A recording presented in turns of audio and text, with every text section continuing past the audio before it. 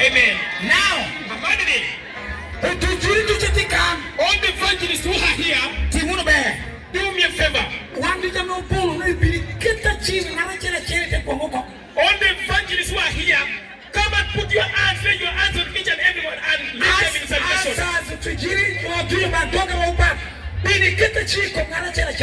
Ushers, intercessors, evangelists, come and lay your hands on them and lead them direct into salvation. All of you raise up your hand, lift up your hands to the Lord. Do you believe to accept Jesus Christ as your Lord and Savior? Now lift up your hands. Say, Jesus, today I have heard your words.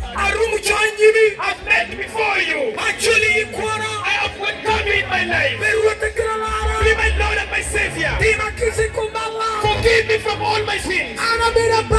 I am a sinner. Today, write my name in the book of life. Erase my name from the book of death. Holy Spirit, enter into my life. Empower me. Empower me.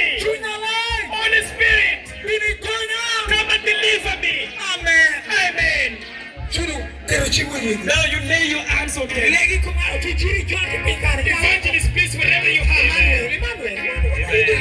Evangelist,